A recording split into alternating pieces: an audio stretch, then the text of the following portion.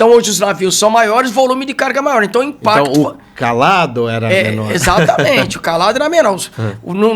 Então o navio ficou... Sem calado. Sem calado.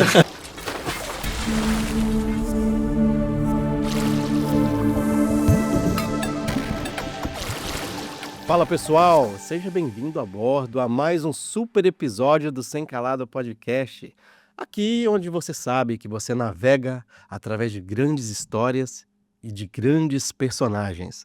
Hoje temos um personagem muito conhecido na área, que veio de longe aqui para dar o ar da sua graça aqui no nosso episódio. Mas antes de eu apresentar ele, só fazer algumas menções aos nossos patrocinadores e apoiadores. Um abraço para o Steve, para a Camila e para o Rodrigo Gomes, da Intertrans, o Pedrão Assis, da PGLoc, o Gerbson e a Lilian, da Kairos Transportes, o Fabiano e o Léo, da Oliveira Reparos, Rafael Lima, da SOC, Marcelo Pousada Bastos, da Videira Engenharia, Dr. Fábio Gentil, da Gentil Advogados, pessoal dos Postos Portal de Santos, Luizinho e Elienay, da eProfessional e o pessoal da Delize Salgateria.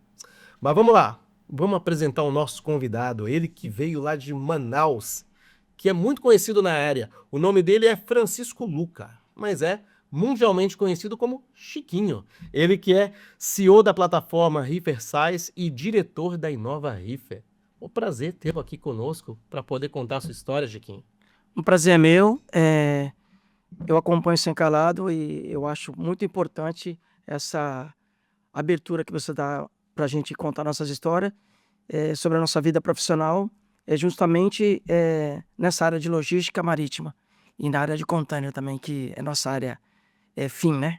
Pois é, né? Acho que eu te conheço desde os anos 90, é isso? Exatamente. Desde 1999, no escritório da Depotrans, que a Megatech tinha, nós fazíamos PTI para CCL e vocês faziam PTI para outros armadores lá.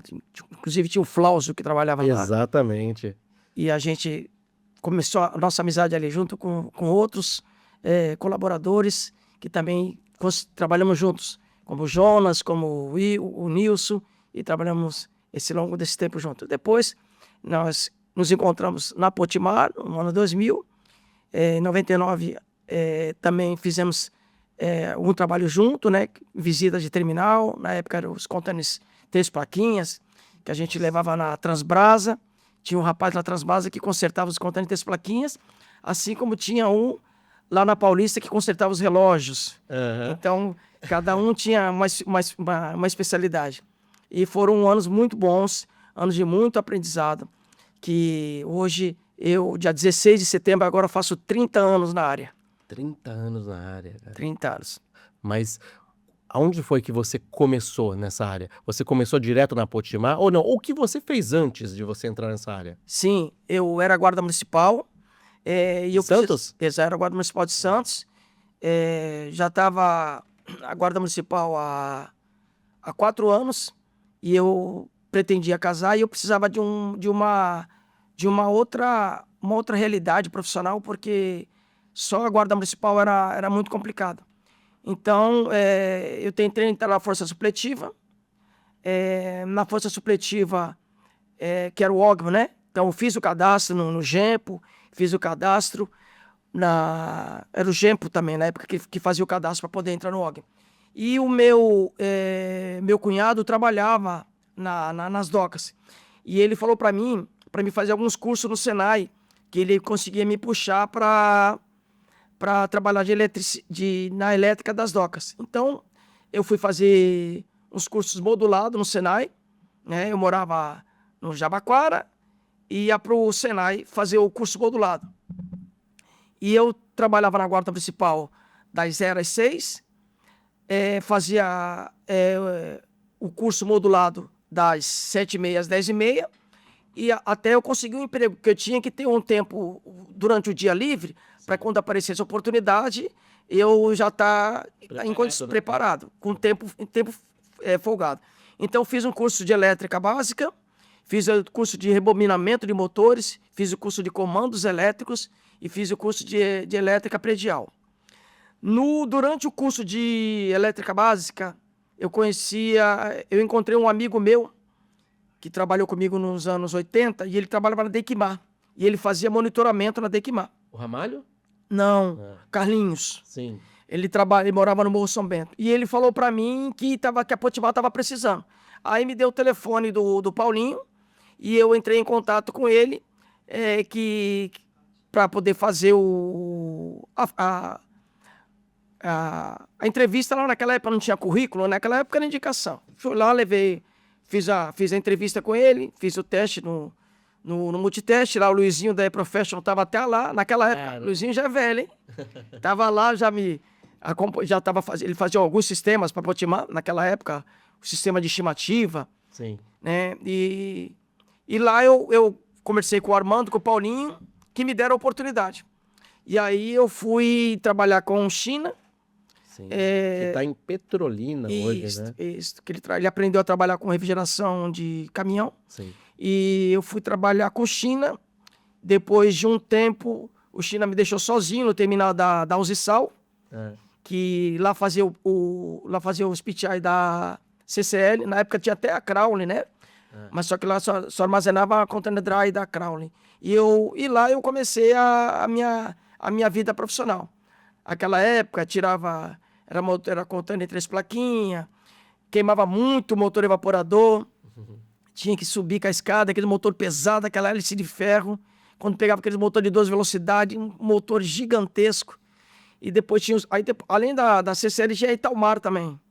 Então fazia PTI para CCL e para Italmar. Aí a Italmar tinha aquele C-Code lá, que era aqueles motores, que 2 turbinas, tinha que subir, tirar ali na cabeça, depois... Aqueles motores que era um motor único, pesado, Isso, com um eixo... E com eixo prolongado. único e 2 turbinas. Só para vocês terem ideia do que a gente está falando, pessoal, isso aí são containers Reefer, que naquela época, nos anos 90, eram totalmente diferentes do que são hoje. Hoje são mais modernos, Sim. seguros, né? Antes era uma dificuldade imensa para você fazer um reparo, e é disso que ele está citando aí, os problemas com esses equipamentos, né? A tampa pesada tinha 26 parafusos naquele lá, era aquele parafuso 3/4, que hoje em dia a gente vê a modernidade, a pessoa tira até com a parafusadeira. Olha, a parafusadeira. Era a chave combinada, tirando aquelas 26 parafusos, a gente tinha 2 no meio. Tirava aquela tampa todinha, depois que tirava aquela tampa, aí tinha que tirar o motor, depois quando tirava o motor, levava para rebobinar, aí colocava a turbina, e depois colocava a turbina, o motor lá em cima, aí tinha que alinhar a turbina, porque se ela ficasse batendo lá quando chegasse no porto, iam falar que o motor estava com problema, ia abrir chamado, mas foi sofrido. Aí de lá eu fui para Lisotti, que fui trabalhar com os containers. A CCL saiu de lá da Usisal, fui para Lisotti, da Lisotti fui para Depotrans. Na Depotrans foi onde eu te conheci. Sim. Né? Nós fazíamos PTI dos containers que tinha Na época vocês atendiam a CCL. CCL. Isso. CCL. Eu lembro nessa época nós atendíamos a CSAV lá. Isso, exatamente. Era muito contato da CSAV da Dona Érica? Dona Érica. Isso. Aí depois de lá eu fui para esse Magalhães, né? Tu sabe que eu tentei trazer a Dona Érica aqui, É. né? Cara, eu tentei, conversei com ela, já tá de idade já, né?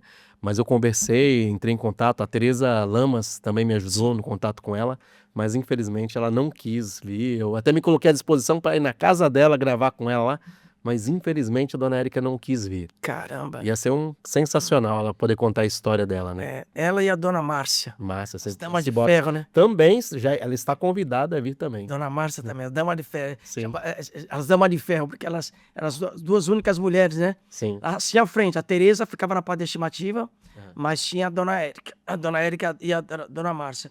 Depois eu fui para esse Magalhães, aprender a trocar aqueles compressores com selo mecânico. Olha que coisa maravilhosa. Meu Deus, O nem container lembro. não podia ficar parado, sem funcionar, porque vazava pelo selo. Tudo, Quando vazava pelo selo, eu tinha que trocar, tinha que tirar aquele motor elétrico do motor mecânico, aí tirava aquela chavinha L, não podia colocar a mão suja, porque senão vazava. Sim. Entendeu? E ali foi muito sacrifício. Depois, como fiz o primeiro curso Thermo King, né, que era o O Edwin Cardona. Edwin Cardona. Fiz aquele curso do CFI. CF2. O MPA, o PA, o MPA e o MPA Plus. O PA era aquele sofrimento que todo mundo conhece, o PA, né? Assim, para contar a história do PA, assim, que é uma vez... Foi o primeiro equipamento que surgiu com tecnologia digital, foi o Micro PA da Thermoking e o Microlink 1 da Carrier. Sim. Que não ficaram muito tempo no mercado porque, enfim, era muito complicado, né? Eu acho que você lembra, não sei se você teve essa oportunidade, Emerson. Tinha um modelo, o PA, era o P, não era nem o PA. Sim. Vamos lá, vamos baixar um pouco. Sim. O PA, o P, ele tinha um motor evaporador que tirava por cima. Era um caixote que tirava por cima. E o seletor era digital, né? Um relógio desse tamanho que tinha que mudar a temperatura no seletor digital. Isso. Gigantesco. E contar também a válvula de expansão, que a gente tinha que estar dando um grauzinho para ela baixar 1 grau e o cara lá do navio, te apertando que o navio quer sair. E carregando o quê? Suco de laranja. Olha que maravilha. Nem me lembro. Tudo combinando, né? Tudo combinando. Suco de laranja, o seletor, que não era manual, né? A gente um dia podia até mostrar para as pessoas verem o que é aquilo aqui. Aquilo era um museu. Então, nós temos um museu lá, que até com essas peças também, lá na Riferbras, mas hoje quem trabalha com Rifer não tem ideia do que nós passamos naquela época, né? Era totalmente diferente, né? Não tem ideia. Talha sobre talha, quando fala assim, ó, como é que vamos descer o compressor no porão? Talha sobre talha. O guincho do navio colocava lá em cima, e quando tinha o guincho do navio, né? Quando a operação estava batendo, a gente tinha que subir no cambão. Colocava no ombro, um na frente, um atrás, subir naquela escada. Quando o navio estava vazio, a escada ficava mais íngreme, né? Subir aquele compressorzinho leve, que hoje nem tem mais, né? 158 quilos. Exatamente. Sem óleo ou com óleo? Com óleo. Era com óleo. Com óleo. 158 quilos no cambão. Aí depois chegava lá no corredor. Aí da boca do porão tinha que arrastar até a boca do porão, descer talha sobre talha, até o quarto piso do porão para trocar detalhe. O outro não podia ficar lá. Tinha que trazer o outro para embarcar. Chegar na portaria, tem que apresentar o documento. Se esqueceu o documento, aí quando esqueceu o documento, volta para pegar o documento. Aí o guarda portuário falava assim: esse compressor é com gás ou sem gás? Qual o número de série dele? Deixa eu ver se tá batendo aqui no documento. Se não, volta.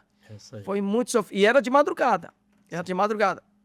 Muito sofrido. Histórias muito tristes, mas assim, muito cheio de energia, que contagiou. A gente eu com 30 anos de área, até hoje nessa área. De lá, da DS Magalhães, a Maersk comprou na Sealand, e depois voltei de novo para Depotrans, por conta da CCL, que como acabou os serviços da Sealand, voltei para Depotrans, e da Depotrans eu fui para Manaus. E aí, como foi essa história? Agora que eu quero entender, porque foi uma mudança radical, né? Porque você já conhecia Manaus ou não? Não. Manaus foi o seguinte, tinha o Vanderlei, trabalhava no Timar, e eu. Então o Vanderlei foi escalado para ir para Manaus. E ele não queria ir, Tinha Manaus e tinha Recife. Então ainda ia abrir Recife, mas Manaus abriu primeiro. Por conta de uma divisão de serviços que a Hamburg Sud propôs para Potimar. Potimar ficava com a parte e a Cabal ficava com a outra parte. Então a Potimar ficou com Manaus, Fortaleza, que é o São Miguel do Guaporé, São Gonçalo? São Gonçalo do Amarante, né? E depois a Potimar e ficou Salvador, o restante o Cabral ficou. Então aí eu pedi pro Vanderlei para mim se eu podia ir no lugar dele. E eu fui com a cara e a coragem. Cheguei lá, curiosidade para querer aprender, querer conhecer um novo estado, uma nova região. Você fala novo estado? Não, Manaus é um outro mundo, né? Sim, é uma nova região. Olha, eu tô lá dia 20 de junho, vai fazer 26 anos. Depois eu conto essa história de 20 de junho. Quem tá lá em Manaus hoje, como eu, até hoje eu sinto que é um outro país. Parece que é um lugar que você tá preso ali, você tem que ter uma autorização para sair. Parece que todo dia você espera uma autorização para sair de lá. Você nunca se sente livre para sair de lá. Vou pegar o carro e vou, como a gente sai daqui de Santos, vai para outro lugar. Não. Você se sente preso ali. Só sai de avião, ou de balsa, ou de barco. A balsa é uma aventura. Ela descendo é 5 dias e ela subindo são 7 dias. Quando ela sobe, ela vai pra onde? Santarém? Ela desce, ela vai pega o Rio Negro, depois pega o Rio Amazonas. Sim. E depois vai para Madeira, que vai para Porto Velho, ou então vai para o Belém, que vai para o Amapá, para poder descer para o oceano. Então, para descer, todo santo ajuda, né? Para subir, na época de seca, dá 8, 9 dias de balsa. Nossa, o barco é a mesma coisa. O barco, para descer de Manaus para Belém, é 5 dias, para subir é 7 dias. Por conta da velocidade, por conta da correnteza. Eles não podem imprimir muita velocidade, porque é um rio que tem muita madeira, um rio que tem muito tronco de árvore. Então, se a hélice do motor daquele ele pega num tronco de árvore desse ou pega num banco de areia, estoura. Então, eles andam como se fosse aqui 20 km por hora. Mas eles não podem imprimir velocidade justamente por causa disso, por causa das surpresas que o rio oferece, né? Sim. E nesse período de chegada em Manaus, cheguei lá em Manaus, o Armando, que era um dos sócios da Podimar, falou: olha, Chiquinho, tu vai para Manaus, tu vai encontrar lá uma igreja, uma praça, e 4 restaurantes e um hotel. E alguns hotéis. Falei, pô, legal. E chove pra caramba lá. Falei, pô, legal. Aqui em Santos eu fazia os atendimentos de moto. Na época ainda a gente conseguia fazer atendimento de moto, que os atendimentos eram menor. Fazia monitoramento. Às vezes colocava uma garrafa de gás naquela caixinha da moto, fazia os atendimentos. E eu cheguei lá em Manaus com a capa de chuva, todo preparado, guarda-chuva, capa de chuva, moletom, casaco. Cara, eu fiquei assim... Eu sempre vou falar pra vocês, assim, eu tô 26 anos lá. A temperatura menor que eu peguei em 26 anos foi 3 horas da manhã, 21 graus. 3 horas da manhã, 21 graus. Então, nada de chuva. Não tinha chuva, não tinha nada. E nós, quando chegamos lá, foi uma necessidade da pioneira de Lloyd, que ela tinha um contrato com a Recofarm. A Recofarm é que faz o extrato da Coca-Cola, que distribui, que é envasada, ainda invasa em Santos ali? No... Sim, ainda. Então, o extrato era feito lá, vinha para Santos, nos contêineres da Docinaf, entregava aqui, envasava aqui e distribuía. Então, a pioneira de Lloyd tinha uma necessidade de fazer de atender a Austrália, que era 7 contêineres por semana, e atender a Argentina, né? Que era 7 contêineres por semana, também não tinha técnico lá. Técnico que eu falo assim, que é alguém que tem conhecimento, que... Isso, ou seja, isso era para exportação, então não era o que eles recebiam. Não, exportação. Então, foi mais uma necessidade de exportação. Por quê? Como lá em Manaus a gente fala longo curso. A gente não fala exportação, nem importação. Lá é longo curso. Então, o longo curso de exportação tinha essa necessidade. Por quê? Lá, Manaus recebia muita cabotagem. Só que quando o contêiner dava problema, na época era a EISOF, que era a empresa que fazia a liberação das notas, a liberação da documentação das cargas do porto. Então, com essa EISOF, era muito mais tranquilo para liberar. Então, se o contêiner quebrava, desovava o contêiner e liberava a carga. Não existia uma grande necessidade de consertar o contêiner para manter a carga. Então, o contêiner chegava, quem trazia muito contêiner lá quando eu cheguei lá, tinha um navio da Aliança, da Aliança, que era o Aliança Amazônia. Sim. E tinha 4 navios da Docinave, que eram os Frota Rio, Frota Manaus e Frota Santos. Então era esse volume. E também começou em 99, 2000, começou a Mercosul. A Mercosul Line começou nessa época, que era o Mercosul Uruguai, Mercosul Argentina e Mercosul Brasil. O Mercosul Uruguai fazia o longo curso, e o Argentina e o Brasil fazia a costa, que antigamente a costa ia de Manaus até o Uruguai e voltava. Até para o pessoal entender por que Manaus recebe tantos navios assim. Por conta principalmente da cabotagem, né? Então, Manaus não produz nada, né? Tudo precisa chegar até Manaus. Então, a única forma de chegar ou é de avião, que é muito caro, ou através de navio, que vão nos containers, né? Exatamente. Em contrapartida, Manaus também tem a Zona Franca, Exatamente. que ela produz muita coisa para o Brasil e para o mundo, né? Exatamente. Então, tem que sair de lá também, né? A Recofarma é uma das empresas que tem incentivo da Zona Franca. Então, era mais em conta para ela se instalar lá em Manaus para poder fazer essa exportação, até por conta do incentivo.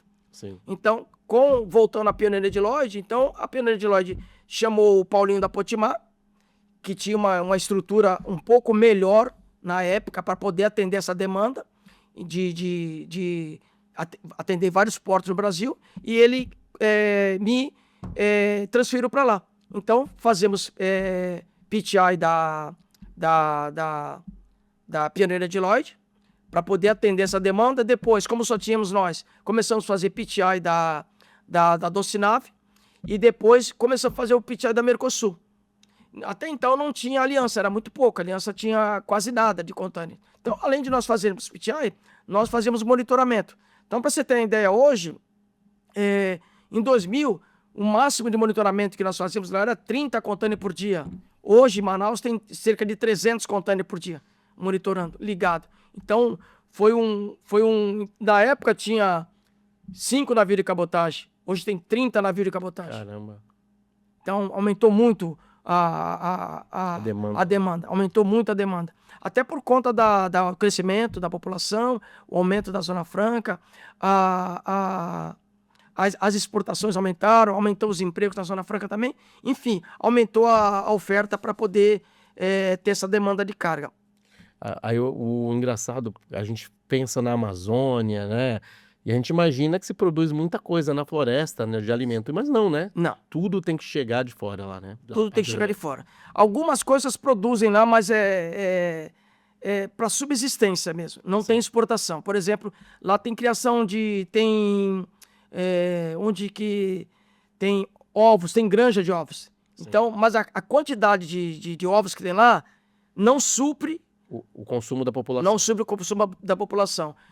Frango não tem lá, carne não tem lá. Carne tem, mas não supre nem a subsistência, nem consegue suprir a quantidade de pessoas que tem lá. Então, vem carne de fora, hortifruti praticamente é tudo de fora, frios é tudo de fora também, frango é tudo de fora, e pasme, até peixe vem de fora. Caramba, cara. Até peixe. Peixe de água salgada, né? Não, peixe de água doce também. Também? Também.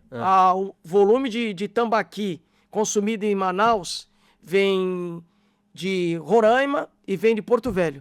Manaus, a cidade de Manaus mesmo, o estado do Amazonas, ele não consegue suprir o consumo de tambaqui. Então, o tambaqui que vocês veem a pessoa comer lá, grande parte dele, mas uma grande parte, cerca de 70%, é de viveiro. Não é pescado no rio, porque o rio, o que acontece? Quando o rio sobe, quase não tem peixe. Quando o rio desce, começa a aparecer os peixes, porque aparecem os pequenos lagos na floresta, e quem está na floresta, e os peixes que foram lá desovar, alguns ficaram lá onde que é feita a pesca. Então, mas fora isso, não tem tanto peixe assim. O peixe que tem lá, quando se fala em tambaqui, né? Não consegue suprir. Agora tem outros peixes, tem o tucunaré, tem a sardinha, que é de lá, uma sardinha diferente. Sim. Tem a matrinchã, o curimatã, que são outros peixes lá regional, mas também não consegue suprir. Até esses peixes, matrinchã e curimatã, eles são criados em viveiros para poder suprir a necessidade. Eu não imaginava isso. Não. Eu cheguei lá em Manaus, sim, em torno de 2,5 milhões. Hoje tem em torno de quase 4 milhões de habitantes. 4 milhões já? O estado inteiro da Amazônia tem quase 4 milhões de habitantes. Mas a maioria concentrada em Manaus, né? Exatamente. 90%? Exatamente. Então, essa foi uma grande história. Então, aí nós fomos... a Potimar foi crescendo, foi aumentando o serviço, né?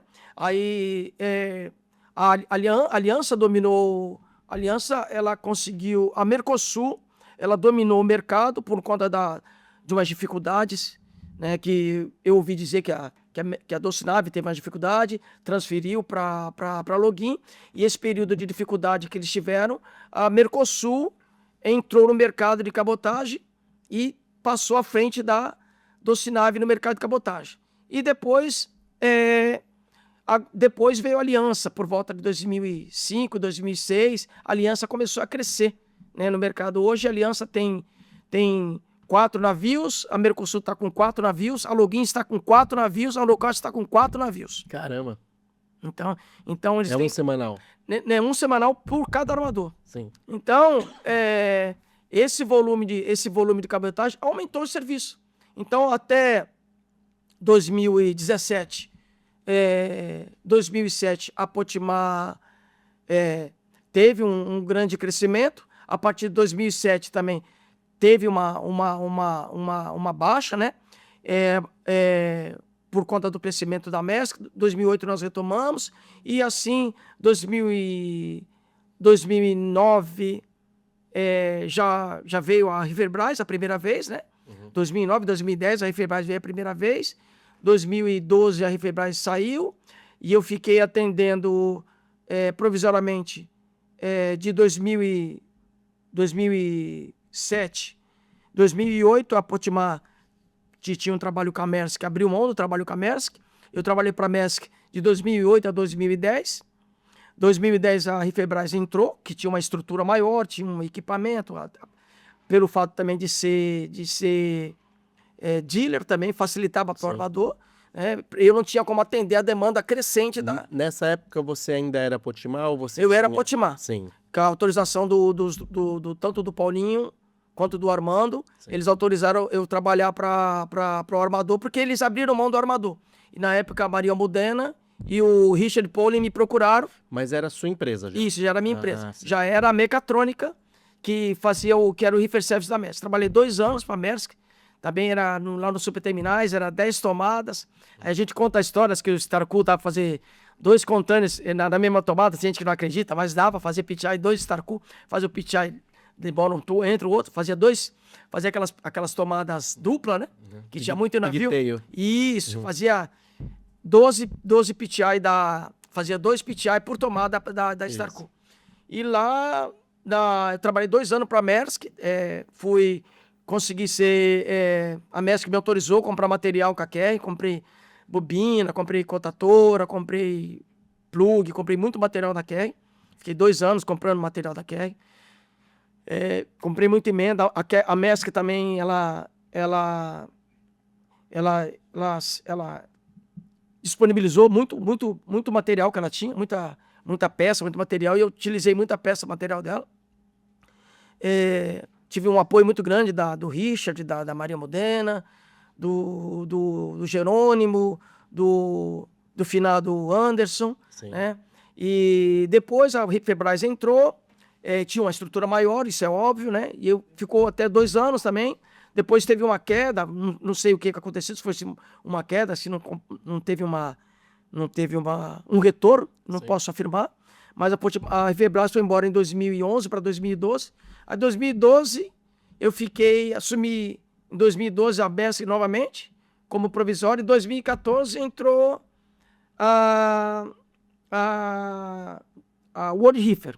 Sim. E a World Reefer ficou, acho que uns 2, 3 anos com a Maersk, e depois... A Riverbras voltou. Isso.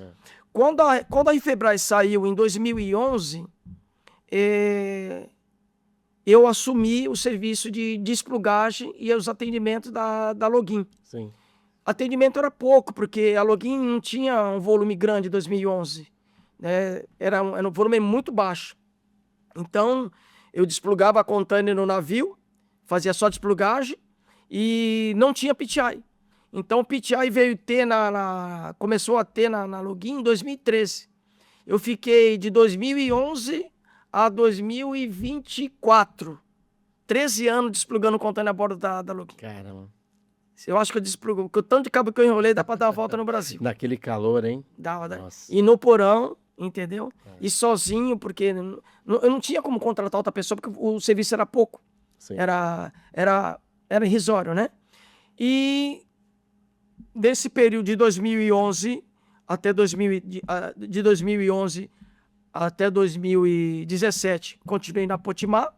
A Potimar, 2017, ela não conseguiu manter o serviço. A Refebras assumiu o serviço em 2017.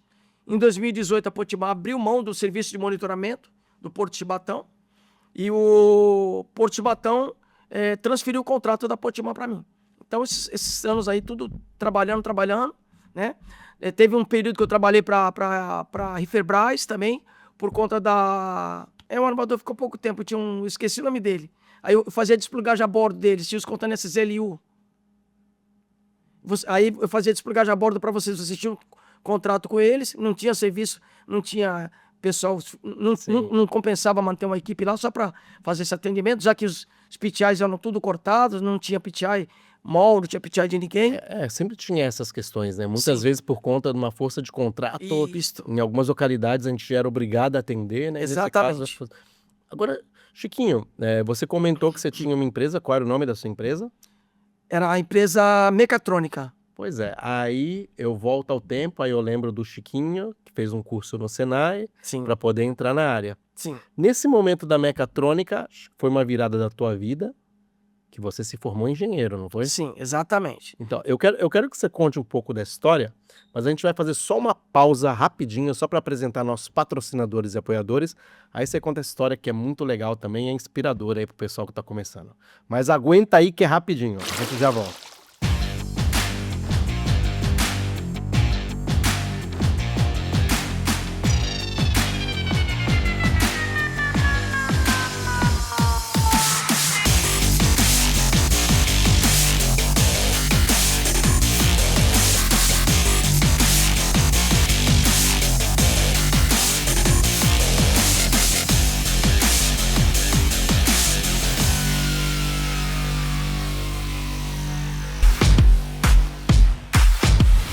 A Kairos foi um sonho realizado quando eu e minha esposa resolvemos fundar a empresa no ano de 2011. Ele tinha o conhecimento na parte de caminhões, de transporte, e eu administrativo. Tinha recém-formado, eu fiz administração no Paraná. Com muita fé, coragem, e acreditamos no projeto. E hoje já estamos aqui há 13 anos. O meu forte mesmo é a parte financeira, mas a gente acaba acompanhando, né? Acompanha as compras de caminhões ou troca de veículos, manutenção. O transporte sempre esteve na minha família, tá? Na época do meu pai, quando eu era criança, meu pai sempre teve caminhão, transporte. Nós atuamos no transporte de containers, importação e exportação. Também atuamos com entregas dentro do território brasileiro, em carretas Sider e baú. Atuamos com serviço de terminais de containers, para stacking de containers cheios. Trabalhamos com armazenagem de cargas em geral.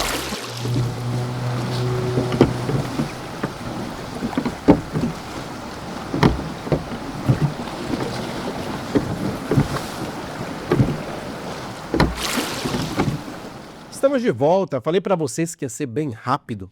E estamos aqui com o Chiquinho, Francisco Luca, né, contando um pouco da história e da sua experiência que você teve em Manaus, né, Chiquinho? E a gente estava falando antes da gente fazer a pausa sobre a questão do ensino, né, dos estudos. Você imaginava que aquele Chiquinho lá atrás, que começou a trabalhar com container reefer, um dia poderia se tornar um engenheiro? Olha, eu nem imaginava, mas algumas coisas passavam na minha cabeça, já em 2003, que eu precisava me atualizar, que eu precisava voltar a estudar e me atualizar, porque os containers estavam começando as suas tecnologias ficarem mais modernas e bem mais rápido. Então, eu precisaria me atualizar. Como eu entendi que eu deveria me atualizar? Estudando. Entendeu? Então, eu procurei uma faculdade que tivesse algum curso que tivesse alguma coisa a ver com container reefer. E eu encontrei a Mecatrônica, né? Que o nome era Engenharia de Automação e Controle. Então, em 2002 para 2003, eu ia ser transferido para São Gonçalo do Amarante. O Paulinho ia me transferir, porque ele achava que lá tinha muito volume de container e lá eu ia conseguir entregar mais do que o pouco volume que tinha em Manaus. E quando ele pediu para me transferir, eu falei para ele que eu não poderia mais ser transferido, que eu já estava inscrito na faculdade, tinha passado no vestibular e tinha me inscrito na faculdade. Aí eu me inscrevi fiz o vestibular na Unip e comecei a fazer o curso na Unip de Engenharia de Automação e Controle. Foi um curso muito sofrido, né? Até por conta da minha da minha pouca vivência na área de matemática, e para quem faz engenharia tem que gostar muito de matemática. Muito. Muito matemática e física. E eu era zero matemática, zero física. Mas eu consegui superar com muita dificuldade. Os 2 primeiros anos, que são os anos de básico, né? Cálculo 1, 2, 3, 4, física 1, 2, 3, 4, química 1, 2, 3, 4, álgebra, geometria base, né? analítica. Então, eu tive muita dificuldade. A partir do 5º período, que começou as matérias mais técnicas, né? Que foi fluidos, que foi desenho técnico, que foi resistência de materiais, depois passou automação, e aí essa parte eu já consegui um pouco mais de facilidade. Foi muita dificuldade, até por conta a Potiguar tinha pego um contrato com a Cicode, que ela fazia transporte de alimento na balsa, que saía de Manaus, e ia até Urucu, que era no meio da floresta amazônica. E o primeiro ano do curso, as quatro últimas provas, eu tive que fazer um atendimento em Urucu, e eu perdi as 4 últimas provas. E como é fazer um atendimento Urucu? Quanto tempo dá? Olha, Porque é barco, né? isso, Só de barco. eu vou dizer a experiência. Eles têm 2 opções. Ou você vai num avião de linha, que é um avião que faz a rota, que põe uns funcionários lá da Petrobras de Urucu, ou então eles alugam um jato para colocar você lá. Eles alugaram um jato para me colocar lá. Colocaram um compressor compelante, colocaram a garrafa de gás, colocaram o material, e eu fui com um jato, Bandeirantes. Eles alugaram, da Manaus Aérea. Eles me levaram para Urucu. E a primeira vez não sabia, nem sabia onde era, na floresta amazônica. Então eu fui num jato, eu sozinho. Avião, não foi um jato que eu falo, um avião pequeno. Sim. Um avião executivo pequeno. Fui lá, troquei o compressor. Na hora de voltar, não tinha um jato, não tinha avião, não tinha barco, não tinha nada. Tive que dormir no hotel. Pelo menos tinha hotel. Tinha um hotel. Tive que dormir no hotel, não levei roupa, não levei nada, porque falaram, olha, a gente vai de manhã, um piloto vai te esperar lá, ou então ele vai fazer uma outra rota, 4 horas da tarde ele vai te buscar. 4 horas da tarde eu lá no aeroporto de Coari, com o compressor, com a empilhadeira, a mala de ferramenta, material, cadê o piloto? Aí eu recebo a ligação que o piloto não vem mais. Caramba. Aí o que aconteceu? Eu fui embora no domingo com uma lancha jato. Essa lancha jato são 12 horas. 12 horas. Isso é porque eu desci o rio. Porque se ela vier subindo o rio, eu desci de Coari, que é a parte que chama-se Alto Solimões, né? Então eu desci de Coari para Manaus, 12 horas. E depois, se fosse na subida, seriam 18 horas. Essa foi a parte sofrida. E no final do curso, que eu consegui me formar com toda a dificuldade, achando que estava tudo tranquilo, o último 10º período, última prova, última semana do 10º período, um outro atendimento Urucu. Mais 3 dias lá, eu perdi 3 provas também. Fui fazer as provas, depois tive que fazer o TCC, e eu consegui concluir o curso. Hoje eu sou engenheiro de automação e controle. Meu projeto, eu transformei uma placa Manreleboard, adaptei uma placa Manreleboard para um painel de comandos de contatora de um container C-Code. Essa placa funcionou e eu consegui concluir esse curso. E foi fundamental a importância para o meu crescimento profissional. Tanto é que o nome da minha empresa era Mecatrônica. Eu tive que descontinuar a empresa no ano passado, tive algumas dificuldades. Eu tive alguma dificuldade administrativa e eu tive que descontinuar a empresa para abrir uma outra empresa. E o nome da minha empresa era Mecatrônica Automação e Controle, Mecatrônica Tecnologia da Informação, Manutenção de Container Refrigerado Limitada. Sim. E voltando àquela questão, agora a questão do armador que nós conversávamos era a Maestra. Boa, é verdade. Maestra, ela tinha 4 navios de cabotagem. Sim, sim. Eles falaram que se o seu negócio é cabotagem, nós somos a solução. Exatamente. Era a Maestra. É verdade. Então tinha 4 navios. Ela armazenava nos superterminais e eu fazia a desplugagem a bordo para vocês. Porque Sim, vocês estavam com pouco volume e eu fiquei fazendo, acho que uns 4 ou 6 meses, a desplugagem era 10, 12 contêineres por navio. Sim. Bom, agora... o que você falou, aí você tá com uma outra empresa Sim. que é a Inova agora. Isso, exatamente. Inova Reefer. Exatamente. O que eu precisei descontinuar, e eu abri a Inova Reaper. Nesse período que eu fiz a faculdade até abrir a mecatrônica, eu fui estudando e avaliando o mercado, né? Trabalhei para outros armadores e ao final de 2018, eu trabalhava para a Potimar.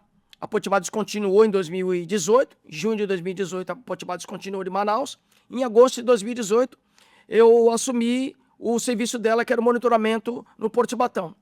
Queria fazer uma homenagem para o senhor José Ferreira de Oliveira, o popular Passarão, que ele me deu uma oportunidade, né, de colocar minha empresa dentro do Porto de Batão, e eu estou lá trabalhando com eles esse tempo todo, desde 2008, vou para o meu 8º ano com ele. Então eu queria deixar a minha homenagem à dona Erisvânia, que foi esposa dele, o senhor José de Feira de Oliveira, e o senhor Johnny Fidelis também, que confiou em mim e manteve meu contrato com o Porto de Batão. Queria deixar esse agradecimento a eles. E eu queria até aproveitar a oportunidade, eu já falei isso aqui em outros episódios, eu já conversei com o Johnny, seria uma honra tê-lo aqui sentado nessa cadeira também, contando um pouco da história dele, que também é inspiradora, né? E aí, Johnny, quando é que você vem a Santos aqui para poder contar um pouquinho da sua história pra gente, né? Exatamente. Me ajuda, conversa com ele lá, vê se ele Eu vou- consegue dar uma corrida aqui a Santos para poder contar um pouco dessa história aí, que é muito legal, Eu né? tenho certeza que ele vai ajudar e vai vir participar. E nesse período com o monitoramento, eu fui enxergando que aquela atividade que fazer monitoramento com prancheta, com papel, já era muito penosa, porque tinha que passar papel a limpo, depois tinha que escanear e enviar e-mail. Então, ao final, em 2021, eu tive a ideia, já pegando as dificuldades que os armadores tinham, o porto tinha, o navio tinha, a equipe de faltas de avaria do porto tinha, com o relatório, e eu criei o Reefersize, que é uma plataforma de monitoramento evasivo, respeitando o processo de não ter nenhuma plugagem em container, porque o armador não autoriza. Sim. E essa plataforma vem evoluindo. Hoje nós estamos com uma boa evolução. A nossa plataforma tem um IA Chatbot, tem um painel do cliente, onde o cliente mesmo tem acesso ao próprio monitoramento dele, evita a burocracia. Essa plataforma a gente conseguiu também reduzir o tempo de espera das informações para o armador, o tempo de espera das informações para o cliente. Conseguimos mitigar qualquer possibilidade de avaria no container, até porque ela tem um processo de entrega de SMS, de relatório via e-mail, que a gente consegue acionar os responsáveis pelas essas operações, tanto o Reefer Service, quanto o armador, quanto o líder do pátio, e isso a gente conseguiu um resultado muito importante. Nós agora estamos evoluindo para essa IA Chatbot, que essa IA Chatbot ela já vai armazenar todos os dados, né? E o armador, tanto o armador quanto o Porto de Batão vai conseguir ter as informações bem mais rápida, bem mais mitigada do que era esse processo de automação anterior. E essa plataforma você utiliza com a sua empresa, mas ela também pode ser vendida também para outros portos? Sim, essa plataforma ele é um software, né? Sim. Então a gente faz um contrato de locação do software, ela está pronta para ela ser usada em navios, planta frigorífica, redeques, terminais pré-stacks, qualquer porto, entendeu? Para atender imediatamente. Então a nossa plataforma hoje, ela consegue monitorar instantaneamente 20 milhões de containers ao mesmo tempo. Uma única plataforma monitora 20 milhões de containers. Única plataforma. Ela não. Que legal. E é um processo único, né? E a gente teve um apoio muito grande do Sebrae, investimento do Sebrae, né? Tive um apoio também da XLab. Queria mandar um abraço pro Léo da XLab, que tem me ajudado nesse processo de inovação e tecnologia. E a gente vem com uma novidade aí, que é a partir desse primeiro semestre, que é a LogLearn. Nós estamos planejando colocar no mercado uma plataforma de logística voltada para treinamento em monitoramento de container, vistoria de container, treinamento de logística, plataforma estudantil. Nós estamos com o apoio temos o apoio do Senep, temos o apoio do Senai e temos o interesse da Faculdade Santa Cecília em implantar essa plataforma de treinamento no curso de MBA de Logística. Muito bom, cara. Que legal, hein, Chiquinho? Muito Já bom, está em parabéns. produção, ela já está codando, essa plataforma já está sendo codada, e eu acredito que até o primeiro semestre essa plataforma já vai estar no mercado. E algo diferencial dessa plataforma, que eu queria dar em primeira mão, ela vai ser uma plataforma que ela vai ser disponibilizada para treinamento do campus. Os patrulheiros do campus vão aprender a utilizar essa plataforma de forma gratuita, por ela ser uma plataforma social também, ter um cunho social, porque eu tenho o apoio do Senai, que é uma entidade do governo federal, tenho apoio do Sebrae também. Então, a minha contrapartida desse apoio, minha gratidão, a minha contrapartida é disponibilizar ela para o campus e para outras instituições de menores aprendizes, para eles poderem terem a oportunidade de se ingressar no mercado já qualificado com a plataforma dessa. Muito bom. Depois, quando eu estiver rodando, você pode retornar aqui para contar para a gente o resultado aí desse projeto bacana para a gente. Se Deus quiser. Agora vamos de histórias. Histórias. Né? Imagino que, principalmente em Manaus, se eu que fui lá algumas vezes já tenho tantas histórias, né? Imagine você que está lá há tanto tempo. História engraçada. O que você tem para contar para a gente? Bom, a história engraçada que eu tenho para contar são várias, né? A primeira delas é que eu cheguei em Manaus dia 20 de junho de 2000. Palmeiras, eu palmeirense, doente, Palmeiras e River Plate, final da Libertadores. O dono da Potiguar falou assim, olha, no dia 19, falou assim, olha, amanhã você vai ver a final da Libertadores longe daqui de Santos. Falei, eu vou para onde? Você vai para Manaus. Peguei lá, fui assistir a final da Libertadores, Palmeiras perdeu nos pênaltis. Caramba. Não dormi a noite inteira, fiquei vagando pela rua, fiquei revoltado com isso. No outro dia, né? No outro dia, tinha muito serviço para fazer e eu acabei esquecendo. Essa foi uma história engraçada, né? Como palmeirense que tem... como palmeirense não foi muito engraçado. Tem não. E não tem mundial, mas aí vale a resenha, né? E outra história também, na chegada de Manaus, foi que o Armando, meu patrão, falou que lá em Manaus, era onde eu ia ficar hospedado. Ele indicou um amigo dele, seu Geraldo. Seu Geraldo, queria mandar um abraço ao seu Geraldo, né? E ele falou para mim assim, olha, lá em Manaus você vai chegar o hotel numa praça, tem uma igreja na praça, tem alguns restaurantes, hotel, faz frio pra caramba, não tem mais nada na cidade. Só tem isso, chove e faz frio pra caramba. Eu fui com frio. Eu fui com a jaqueta de moto, com essa jaqueta, eu comprei uma jaqueta nova, dessa jaqueta boa de moto, né? Aquela roupa de motoqueiro de chuva. Fui com moletom, casaco, guarda-chuva. Fiquei 6 meses no sol. E olha, para quem... E eu peguei o período pior, que é o período do verão amazônico. Eu peguei o período do verão amazônico, na época lá era Cosama, a companhia de abastecimento era Cosama. O pessoal até brincava lá que era uma companhia diferente, né? E a água não tinha o tratamento que tem hoje, não tinha tecnologia, as melhorias que tem hoje. Hoje já melhorou bastante. Então, eu bebi a água do bebedouro, que era água pegada em poço, e ali eu fiquei umas 3 semanas com diarreia, por causa daquela água do poço, que até hoje ainda as pessoas ainda têm costume de pegar água em poço lá, né? Mas hoje o sistema está melhor, então eu sofri muito com isso aí, e foi muita diarreia. Emagreci muito, porque eu peguei o verão amazônico. Essa foi uma das histórias. E uma história desafiadora foi a questão de que eu fui consertar um container na balsa, e a balsa velejando pelo rio, né? E eu consertando um container Sea-Code lá, que a gente contou, que é aquele motor do eixo único, né? E a balsa, eu subi em cima do tambor para consertar o motor, e quando eu tirei o motor foi para onde? Sério? Água. Caramba. Ainda bem que tinha motor reserva lá. Não aguentei o peso do motor, a balsa foi desviada de um tronco, o motor foi para dentro d'água. Nossa, cara. Já- Fora o risco de você se acidentar. Então não tinha, né? Essas balsas que levam esses caminhões, é a mesma balsa. Sim. Então só que levava container. Não tinha escada, né?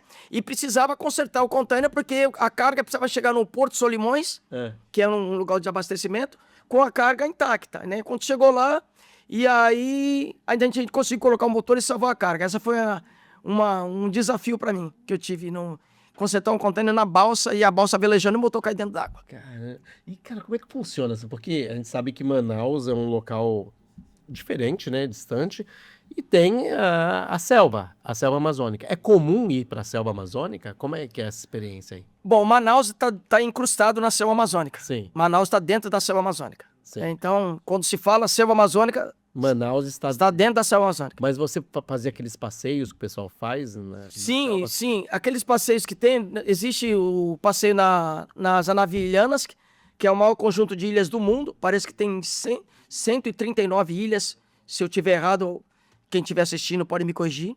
Que é um passeio fantástico também. Esse passeio a pessoa não pode ir sozinho, tem que ir com alguém que conheça, porque senão se perde lá nas ilhas e não consegue voltar mais.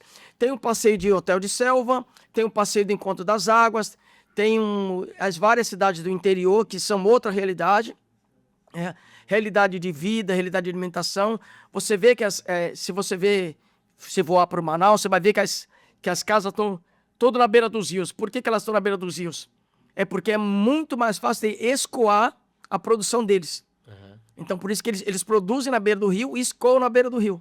Sim. Então, ali, e quando o rio seca, para eles chegarem onde que tem água, é muito mais perto do que se estivesse para dentro da floresta. Sim. Então, eles moram na beira do rio porque eles são ribeirinhos, Sim. na maioria deles agricultores, melancia, abacaxi, maracujá, várias frutas regionais, e eles escoam com essa facilidade, né? E eu achei incrível lá eles plantando a salsinha e a cebolinha. Ah, Eles fazem eles fazem uma plataforma de madeira, coloca a terra lá e planta em cima da plataforma a salsinha e a cebolinha, caramba. que eles chamam do cheiro verde, né? Cheiro verde, sim. Então eles plantam lá por conta da formiga e por conta da cheia do rio. Se ele estiver plantando e a salsinha e o rio estiver enchendo, ele perde a salsinha todinha. Então ele vai lá e quando a salsinha quando elas tá no alto lá, eles vão lá de barco, conseguem Sim. cultivar a salsinha e colher e vender.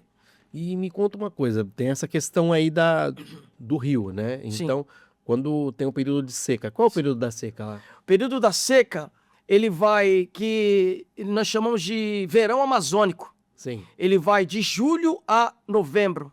É o verão amazônico. Que foi, inclusive, quando tivemos problemas lá para os Exatamente. navios chegar a Manaus, aí foi utilizado o Itacoatiara, né? Exatamente. Essa questão de Itacoatiara foi mais por conta do volume, né, que estava numa crescente, o volume de cabotagem e importação. Eu acho que você sabe, o ano passado, o Manaus foi o porto que mais importou no Brasil. Foi o que teve o maior volume de importação de carga no Brasil, foi o porto de Manaus. Sim. E o ano de 2023, que foi o ano crucial dessa seca aí, foi atrelado ao fenômeno El Niño, teve uma seca aí absurda, né? Sim. Mas essa seca ela sempre teve, só que o impacto agora, ele foi maior agora em 2023 do que em 2005, 2004, que o volume de carga era menor e o navio era menor. Sim. Então hoje os navios são maiores, o volume de carga é maior, então o impacto... Então, o calado era menor. Exatamente, o calado era menor. Então o navio ficou Sem calado. sem calado. Não, muito bom. Entendeu? E esse ano não teve Não esse programa. ele teve uma seca, mas ela não foi tão severa. Sim. E a seca, ela é medida lá na cabeceira do Rio Negro, quando começa a chuva. Então, quando começa a chuva lá, é onde está acabando a seca aqui. Sim. Se a chuva atrasar o início lá na cabeceira do Rio Negro, a seca aumenta aqui. Sim. Então, como a chuva ela aconteceu no período normal, ela conseguiu estabilizar. E a seca, eu acho que vocês sabem que a água desce para o mar, né? Sim. Então, o que acontece? Quando é época de chuva, época do inverno amazônico, né? Que vai de novembro até junho, julho, os rios começam a encher, Sim. né? O rio começa a encher porque chove lá. Sim. Então, quando para de chover lá, a água do rio, ela vai descendo para o oceano. Sim. Então, ela desce tão lentamente que a gente não percebe que é a seca. Aham. Aí, quando começa a chover, o rio enche de novo. Esse que é o fenômeno das cheias e das secas. Muito legal. Entendeu? E fenômeno também é a capacidade do brasileiro de se reinventar. Exato. Porque aquela operação em Taquatiara era sensacional, né, cara? Então, Exatamente. foi uma forma que o pessoal lá, o Chibatão, né? Sim. Acho que dos dois portos Sim, lá, os dois portos. encontrou para poder fazer a operação acontecer mesmo com a seca do rio, né? Exatamente. Que era através de balsa, né? Não, ele transportou os módulos, que o porto lá é porto flutuante, Sim. juntamente com a ideia empreendedora do seu Passarão e a genialidade, a expertise, o empreendimento, a inteligência, a entrega do seu Johnny Fidelis e da doutora Erisvânia. Eles, inicialmente com a Login, depois os outros armadores confiaram, eles transportaram três módulos flutuantes lá do porto e levaram para lá com um guindaste. Então eles operaram com três guindastes e um quarto guindaste de reserva. E aí o que acontecia? As balsas, os navios chegavam lá, descarregavam o container na balsa e as balsas subiam para o rio, subia para Manaus. Agora vamos lá. São 29 horas de subida. Nossa. São, acho que é entre 400 e 600 quilômetros de Manaus até Itacoatiara, acho que é 400 quilômetros. São 29 horas de subida. Então as balsas subiam com o empurrador, que aqui é rebocador, lá é empurrador, e fazia essa operação. Foi, assim, uma coisa extraordinária, entendeu? Conseguimos atender 35 navios num período de 2 meses. 35 navios, né? Foi um período desafiador, mas aumentou muito a exportação, né? Teve um ganho de credibilidade para o Amazonas, para a área de container reefer, que é a nossa área, para as outras áreas de logística, por conta desse empreendimento que eles fizeram. O ano passado já não foi tão impactante. E o que aconteceu? Porém, os navios vieram com menos containers para poder passar no Tabocal. Por que acontece? Não é onde o Itacoatiara, o navio consegue chegar com a carga completa lá em Itacoatiara. O problema é que quando ele vem de Itacoatiara para Manaus, que ele passa no Estreito do Cabotal e na Foz do Madeira. Quando ele passa por esse local, esse local já tem bancos de areia. Então, o calado fica em torno de 6 metros, 6,25 metros, o navio já não passa. O navio passa acima de 7 metros, 7,20 metros. Então, ele estava com calado 80, quase 1 metro do limite do navio. Então, o navio não passa nem com baixa carga. Esse ano, o calado estava um pouco maior, né? O rio não desceu tanto e o navio conseguiram vir com baixa carga e completar a operação. Ainda que tivesse a queda de volume, mas eles conseguiram fazer a operação. E não foi possível, não foi necessário a estrutura que já estava de stand-by para mandar para Itacoatiara. Né? Muito bom. Com o apoio da Marinha do Brasil, apoio da AFEAM, apoio do governo do estado, apoio da prefeitura, todo mundo apoiou essa empreitada e nós vencemos mais esse desafio. Foi um sucesso. Foi um sucesso. Muito bom mesmo. Mas agora, Chiquinho, você já citou alguns nomes, tá? Sim. Mas chegou a hora de você fazer homenagens. Sim. Né? Pessoas que foram importantes. Tem mais alguém além das que você citou? Olha, tem algumas pessoas, né? Primeiro o China, né, que me deu essa oportunidade. Um dia ele falou para mim: Chiquinho, larga isso aí que não é para você, não. Eu acho que quando ele falou para mim isso aí, ele quis me desafiar. China, que me ensinou a base de tudo, né? A minha mãe, primeiro que o China, porque minha mãe, ela falava para mim que quem não sabe ler, não sabe nem para guiar cego, né? Porque se eu não souber ler se eu não souber ler um diagrama do container, eu não vou acessar a falha elétrica do container. Então, esse ditado que o meu avô, Floriano Luca, passou para minha mãe, Dona Maria Helena Luca, que quem não sabe ler, não serve nem para guiar cego, eu levei para a área. Porque se eu não soubesse ler um diagrama, eu não sabia consertar o container. Então, a minha homenagem é para o China, para minha mãe, Dona Maria Helena Luca, para o China, para o meu pai, João Antônio de Oliveira. Eu quero também fazer uma homenagem para o Paulo Gomes, Paulinho. o Paulinho da Potimar, Sim. o Armando Mendes. Queria agradecer muito a oportunidade do Paulinho, do Armando Mendes. Queria agradecer muito a oportunidade da Tereza Lamas, que me ajudou também no início. Eu tive um pouco de incentivo dela para poder fazer engenharia. O saudoso seu, que faleceu, que era que dava o treinamento na Potimar. Sim. O Edwin Cardona também. Queria agradecer o Mark Donahoe.